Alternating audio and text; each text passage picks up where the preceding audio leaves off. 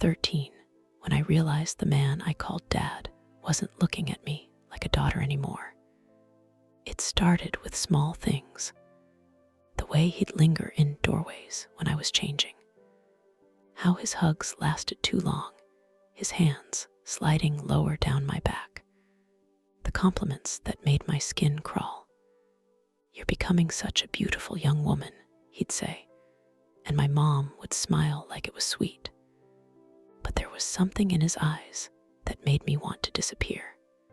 And came the night I woke up to my bedroom door creaking open. I pretended to be asleep, my heart hammering so hard I thought he could hear it. He stood there for what felt like hours, just watching me in the dark. When he finally left, I cried silently into my pillow until morning. That's when I knew. This wasn't love. This wasn't family. This was something twisted and wrong, and I was trapped in a house with a monster wearing my stepfather's face. And the worst part, my mother had no idea what was coming. Before I tell you what happened next, make sure you're listening alone, because this gets darker than you think. My mom married Derek when I was 11. He seemed perfect at first, the kind of guy who brought flowers on date nights and made my little brother laugh with stupid dad jokes. My real father had left when I was 6, just packed his bags one morning and never came back. So when Derek proposed, my mom cried happy tears for the first time in years. I remember thinking maybe we could be normal again. Maybe we could be the family I saw in movies, the ones who ate dinner together and went on road trips and actually smiled in photos. For the first year, everything was fine. Derek coached my brother's soccer team. He helped me with my math homework, even though I hated asking. He never raised his voice, never drank too much, never gave us any reason to doubt him. My mom was happier than I'd ever seen her. She laughed more, stressed less, stopped working double shifts at the hospital. "We're so lucky," she'd tell me while folding laundry or making dinner. "He's a good man, sweetie. He really loves us." And I believed her because I wanted to believe her. But then I turned 13 and something shifted. It was subtle at first, so subtle I thought I was imagining it. He started commenting on my appearance more. "That shirt looks nice on you," he'd say when I came down for breakfast. Or, "You should wear your hair down more often. It's pretty." My mom would beam, thinking he was being a sweet stepfather, encouraging my confidence. But the way he looked at me when he said those things made my stomach twist. His eyes would linger too long, scanning me in a way that felt wrong. The hugs changed too. Before, they were quick and casual, the kind you give family members without thinking. But now they lasted longer. His hands would rest on my lower back, sometimes sliding down toward my waist. He'd pull me close, too close, so I could feel his breath on my neck. I started making excuses to avoid them. I'd grab my backpack and rush out the door before he could corner me in the kitchen. I'd go straight to my room after school and lock the door. My mom noticed and asked if everything was okay. "I'm fine," I lied, because what was I supposed to say? That her husband made me uncomfortable in ways I couldn't even put into words. Then there were the doorway incidents. I'd be in my room doing homework or scrolling through my phone, and I'd look up to find him standing in my doorway, watching me. He wouldn't say anything at first, just lean against the frame with his arms crossed, and this look on his face that I couldn't read. "What?" I'd ask, trying to sound annoyed instead of scared. "Nothing," he'd say with a smile that didn't reach his eyes. "Just checking on you." But he wouldn't leave. He'd stand there for another minute or two, watching, until I couldn't take it anymore and told him I needed to study. One afternoon, I was getting changed after gym class and forgot to lock my bedroom door. I was in my bra and jeans, looking for a clean shirt in my closet, when I heard the door open behind me. I spun around and there he was, frozen in the doorway, his eyes locked on my chest. For a second, neither of us moved. Then I grabbed the nearest shirt and held it against me, my face burning with humiliation and rage. "Get out," I said, my voice shaking. He blinked like he was snapping out of a trance. "Sorry, I didn't know you were changing," he said quickly, backing out and closing the door. But I knew he'd seen my door was cracked and came in anyway. I started locking my door all the time after that. My mom asked why, and I made up some excuse about wanting privacy. She didn't push, probably thinking it was normal teenage stuff. But Derek noticed. I could tell by the way he'd test the doorknob sometimes when he walked past my room. The lock was the only thing keeping him out, and that thought terrified me more than anything. Because if a locked door was all that stood between me and whatever he was thinking, what would happen if he decided it wasn't enough? The comments got worse. He'd tell me I was filling out nicely, or that I looked more like a woman every day. He said it in front of my mom, in that tone people use when they're being encouraging, so she never saw the problem. But I did. I saw the way his gaze dropped to my body when he thought I wasn't looking. I felt the weight of his attention every time we were in the same room. I started wearing baggy clothes, oversized hoodies and sweatpants, anything to hide myself. My friends at school asked if I was okay, why I'd stopped wearing the cute outfits I used to love. I told them I was just going through a phase. At night, I'd lie awake and pray he wouldn't come to my door. Sometimes I'd hear his footsteps in the hallway, slow and deliberate, and I'd hold my breath until they passed. Once, I heard him stop outside my room, and I thought I was going to be sick. The doorknob turned slightly, testing the lock, and I squeezed my eyes shut so tight I saw stars. After what felt like forever, he walked away. I didn't sleep that night. I couldn't, because now I knew for sure that this wasn't in my head. I thought about telling someone, but who? My mom was so happy, so in love, so convinced we were finally the perfect family. If I told her, would she even believe me? Or would she think I was jealous or dramatic or making things up because I missed my real dad? And what if she did believe me? What if it destroyed her? She'd already been through so much, and Derek was the first good thing that had happened to her in years. How could I take that away? So I stayed silent. I avoided him as much as I could, spent more time at friends' houses, joined after-school clubs I didn't care about just to stay away from home. My grades started slipping because I couldn't focus. My mom asked if I was stressed, if I needed help with anything. "I'm fine," I said again, the biggest lie I'd ever told, because I wasn't fine. I was drowning, and the person who was supposed to protect me had no idea the danger was sleeping in her bed. Then came the night that changed everything. I woke up to the sound of my bedroom door creaking open. The lock was broken. I don't know how or when he did it, but the door swung open slowly, and through my half-closed eyes, I saw his silhouette in the doorway. My entire body went rigid. I didn't move, didn't breathe, just lay there pretending to be asleep, while every nerve in my body screamed at me to run.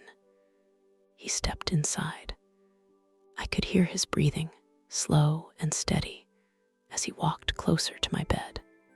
He stood there for a long time, just watching me. I kept my eyes barely open, just enough to see his outline in the darkness. My heart was pounding so loud, I was sure he could hear it. I wanted to scream, to jump up and shove him out, to run to my mom's room and tell her everything. But I was frozen, paralyzed by fear, and the sick realization that this was really happening. He reached out, and for a horrible moment, I thought he was going to touch me. But then he pulled back, turned around, and walked out of my room, closing the door quietly behind him. I lay there shaking for the rest of the night, tears streaming down my face. When the sun finally came up, I dragged myself out of bed and went to the bathroom. I looked at myself in the mirror and barely recognized the girl staring back. I looked hollow, scared, broken, and I knew I couldn't keep living like this. I had to tell someone. I had to do something before it got worse, because it was going to get worse. I could feel it. That morning at breakfast, I couldn't look at him. He acted completely normal, asking my mom about her day, joking with my brother, like he hadn't been standing over my bed in the middle of the night, like some kind of predator. My mom asked if I wanted pancakes, and I said I wasn't hungry. She frowned. "You've barely been eating lately. Are you feeling okay?" Derek looked at me then, his expression concerned, almost caring. "She's probably just going through teenage stuff," he said, reaching across the table like he was going to pat my hand.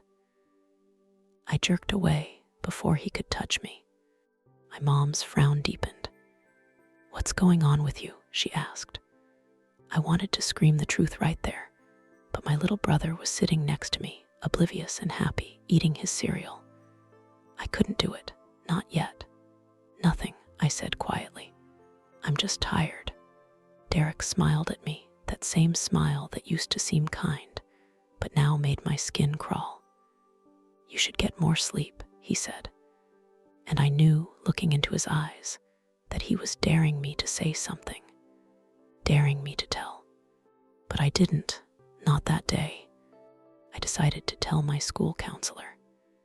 Her name was Mrs. Patterson, and she had one of those kind faces that made you feel like maybe someone would actually listen. I rehearsed what I was going to say 100 times in my head during classes, trying to find the right words to explain what was happening without sounding crazy. But when I finally sat down in her office after lunch, everything came out wrong. I started crying before I even got a sentence out, and she handed me tissues and waited patiently while I tried to pull myself together. "Take your time," she said gently. So I did. I told her about the looks, the comments, the way Derek would watch me. I told her about the hugs that lasted too long and the way he'd test my doorknob at night. I told her about waking up to find him standing over my bed, just watching me in the dark.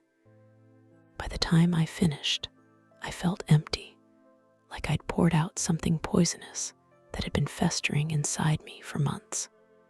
Mrs. Patterson listened to everything without interrupting, her expression growing more serious with each detail. When I was done, she leaned forward and took my hand. "Thank you for telling me," she said. "I know that wasn't easy, but I need you to understand that what you're describing is very serious, and I'm legally required to report it." My stomach dropped. I hadn't thought about that. I hadn't thought about what would happen after I told someone. "Report it to who?" I asked, my voice barely a whisper. "Child Protective Services," she said.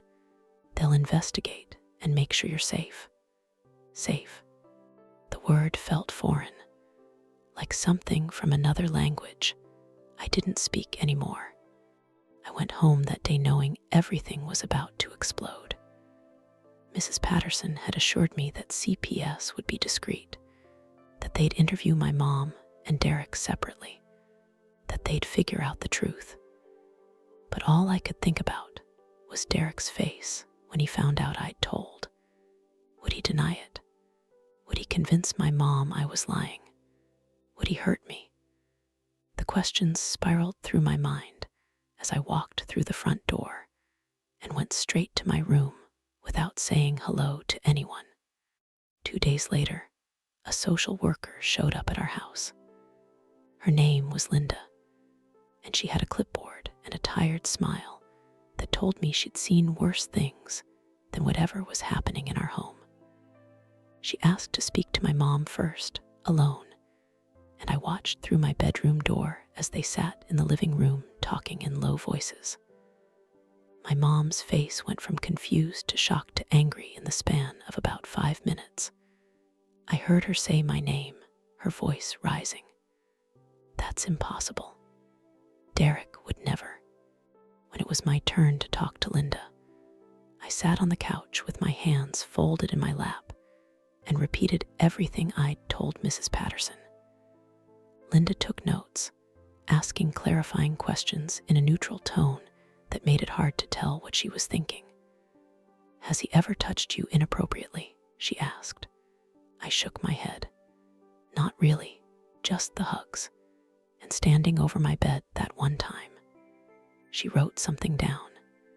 "Has he ever exposed himself to you or asked you to do anything sexual?" "No," I said, feeling my face burn with shame, even though I hadn't done anything wrong. "It's more like the way he looks at me, the things he says. It makes me feel unsafe." Linda interviewed Derek next, and I stayed in my room with my door locked, my ear pressed against the wood, trying to hear what he was saying. His voice was calm, measured, the same tone he used when he was coaching my brother's soccer team or talking to my mom about weekend plans. I couldn't make out the words, but I could hear the cadence of someone who knew exactly what to say to sound innocent. After about 20 minutes, Linda left, telling my mom she'd be in touch. The moment the door closed, my mom stormed into my room without knocking. Her face was red, her eyes blazing with an anger I'd never seen directed at me before. "What the hell were you thinking?" she shouted. I flinched back against my headboard. "Mom, do you have any idea what you've done?" she continued, her voice shaking. "Derek is out there crying because you accused him of being some kind of predator. He's devastated. He loves you like you're his own daughter, and this is how you repay him." I felt like I'd been slapped. "Mom, I'm telling the truth," I said, my own voice rising. "He's been making me uncomfortable for months. He broke the lock on my door. He stood over my bed in the middle of the night. He said he was checking on you because you'd been acting strange," she interrupted. "He was worried about you, and you twisted it into something disgusting." Tears were streaming down my face now, hot and furious. "I'm not twisting anything. Why won't you believe me?" "Because I know Derek," she said, her voice breaking. "And I know you've been acting out ever since you became a teenager. Maybe this is about your real father. Maybe you're angry and looking for someone to blame. But you don't get to destroy this family because you're going through some phase." She turned and walked out, slamming the door behind her. I sat there in stunned silence, feeling like the floor had been ripped out from under me. My own mother didn't believe me. She'd chosen him over me. That night, Derek knocked on my door. "Can I come in?" he asked, his voice soft and hurt. Every instinct screamed at me to say no, but I was too emotionally exhausted to fight. "Fine," I said. He opened the door and stood in the doorway, not coming any closer, his hands in his pockets. "I just want you to know I'm not angry," he said. I understand you're going through a lot right now. Adolescence is confusing, and sometimes our feelings get mixed up. But I would never, ever do anything to hurt you. You're like a daughter to me." The way he said it, so calm and reasonable, made me want to scream. Because that was the problem. He was good at this. Good at sounding like the victim, like the misunderstood good guy who was just trying to help.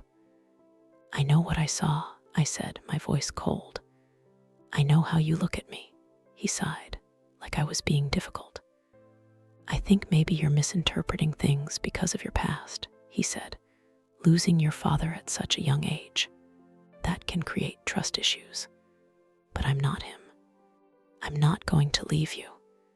I want you to leave me alone," I said, meeting his eyes. For just a second, I saw something flicker there, something dark and angry that confirmed everything I'd been feeling. But then it was gone, replaced by that same concerned expression. "Okay," he said quietly. "If that's what you need, I'll give you space. But I hope one day you'll realize I'm on your side." He closed the door, and I locked it immediately, even though I knew the lock was broken, and it wouldn't actually keep him out if he really wanted in. CPS closed the case 2 weeks later. Linda called my mom to let her know they'd found insufficient evidence to substantiate my claims. Derek had no prior record. My mom vouched for his character, and I had no physical proof of anything inappropriate. It was my word against his, and in the eyes of the system, that wasn't enough. My mom was relieved. Derek was vindicated, and I was more alone than I'd ever been in my life. At school, I stopped talking to Mrs. Patterson. She tried to help, but it hadn't mattered. Nobody believed me, and now everyone thought I was either lying or crazy. My friends started to distance themselves because I'd become the weird girl who accused her stepdad of something nobody could prove. I ate lunch alone in the library and counted down the days until I could turn 18 and leave. But Derek didn't forget.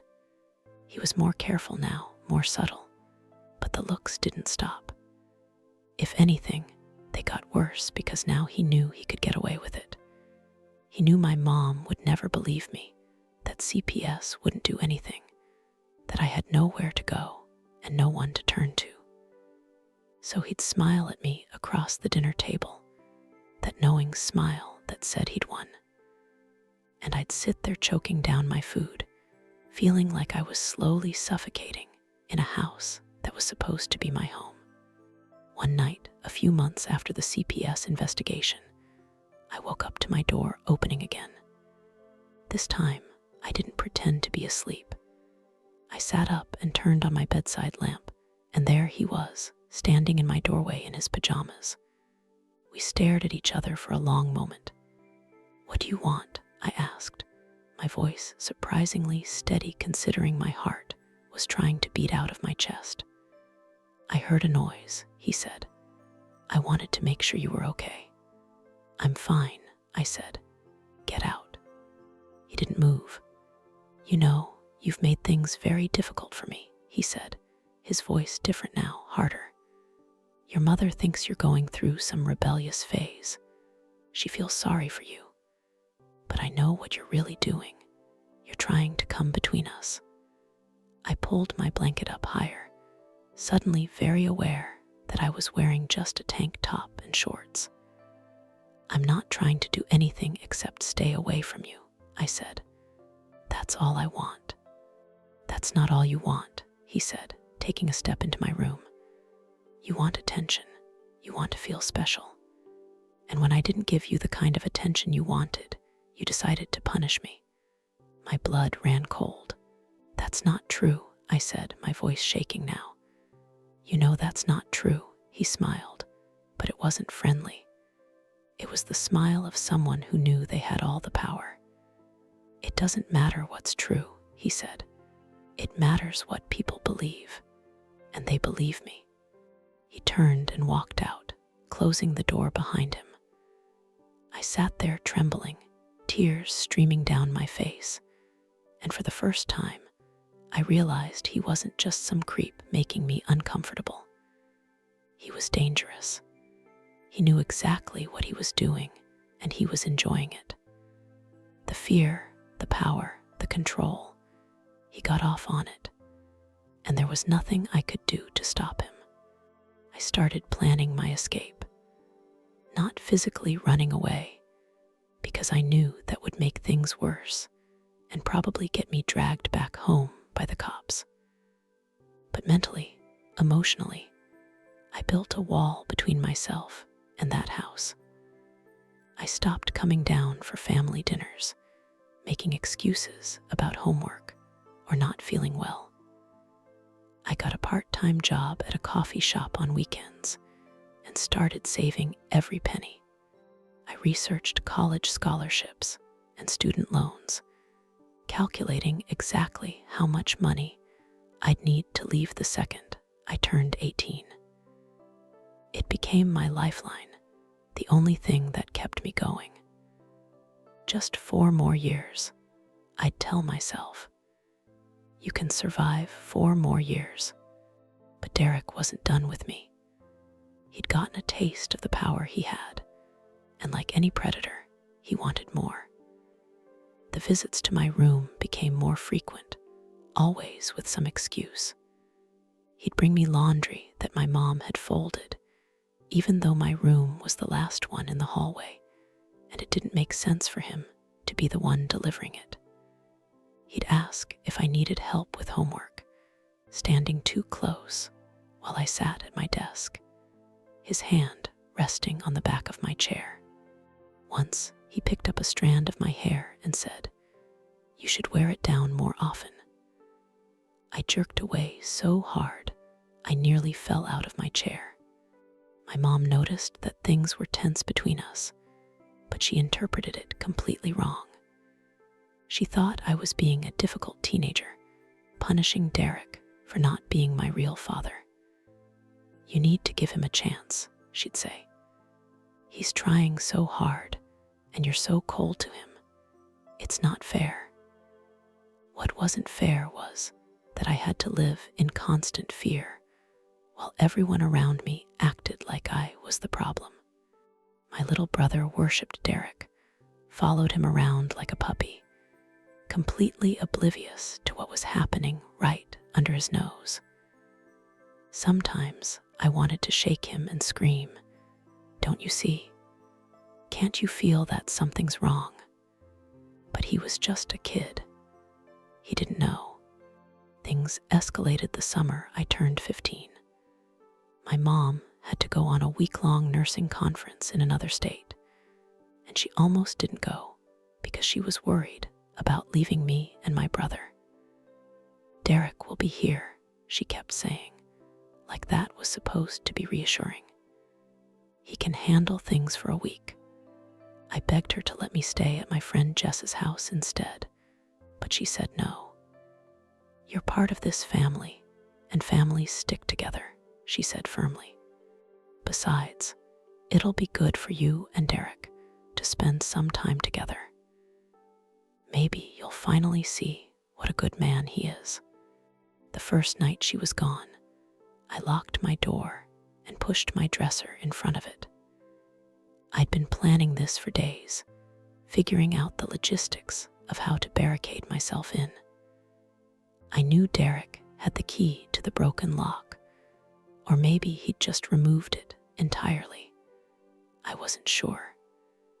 But the dresser was heavy enough that he couldn't push the door open without making a lot of noise, and I was counting on him not wanting to wake my brother. I barely slept that night, every sound in the hallway making me jolt awake. My phone clutched in my hand, with 911 ready to dial. He tried the door around midnight. I heard his footsteps, the soft turn of the doorknob, and then the slight push as the door hit the dresser. He paused. I held my breath, my entire body rigid with fear. After what felt like forever, I heard him walk away. In the morning, he was chipper and normal at breakfast, asking if I'd slept well, if I wanted pancakes. I said I wasn't hungry and spent the rest of the day either in my room or at work. When I came home that evening, he was sitting on the couch watching TV. "Your mom called," he said without looking at me. "I told her everything's fine. She sends her love." The second night, he knocked, not trying to sneak in this time, but actually knocking on the door. "Open up," he said, his voice calm. "We need to talk." I didn't answer. "I know you're awake," he continued. "I can see the light under your door. Come on, don't be childish. Just open the door and we'll talk like adults." My heart was pounding so hard I thought I might pass out. "Go away," I said, trying to keep my voice from shaking. "I'm sleeping." "No, you're not," he said, and I could hear the edge in his voice now, the frustration. "You're being ridiculous. Move whatever you've put in front of the door and let me in." "No," I said, louder this time. "Leave me alone." There was a long silence, and then I heard him laugh, low and bitter. "You think you're so smart," he said. "You think you're going to keep me out with a piece of furniture. I could break this door down in 2 seconds if I wanted to. The only reason I haven't is because I'm trying to be respectful. But you're making this very difficult." Terror flooded through me, cold and paralyzing. "If you break down my door, I'll call the police," I said, surprised at how steady my voice sounded. "I swear to God I will." Another pause. "And tell them what?" he asked. "That I was checking on my stepdaughter because I was worried about her. That I heard crying and wanted to make sure she was okay. Who do you think they'll believe?" He was right, and we both knew it. But I also knew that if he actually broke down the door, there'd be physical evidence, proof that something wasn't right, and maybe that would be enough. "Try it," I said, calling his bluff. "Break down the door and see what happens." I heard him sigh, and then his footsteps retreating down the hallway. I didn't move the dresser for the rest of the week. My mom came home to a perfectly normal house. Derek had made sure of it. He'd done all the laundry, kept the kitchen clean, helped my brother with his summer reading. He greeted her at the door with flowers and a kiss, telling her how much he'd missed her. My brother ran to her with a million stories about the fun things they'd done, and I stayed in my room, silent and exhausted, knowing that if I told her what had really happened, she'd say I was exaggerating or making things up. So I didn't tell her. What was the point? But something had shifted in Derek. He was angrier now, less careful about hiding it.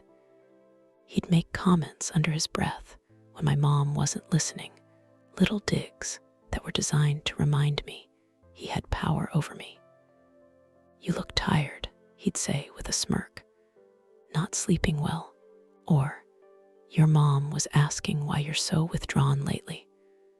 I told her I think you might be depressed. Maybe you should see a therapist."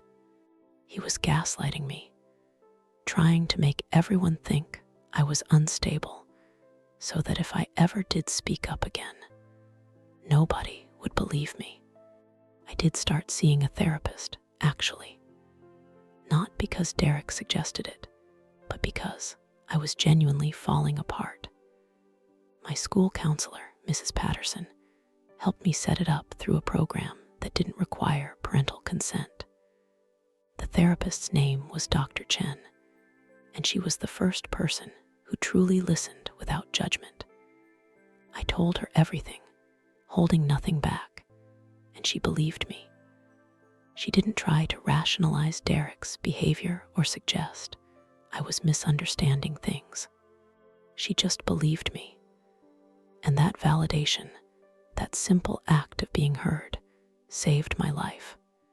Dr. Chen helped me understand that what was happening wasn't my fault, that I wasn't crazy or overdramatic, that my fear was valid.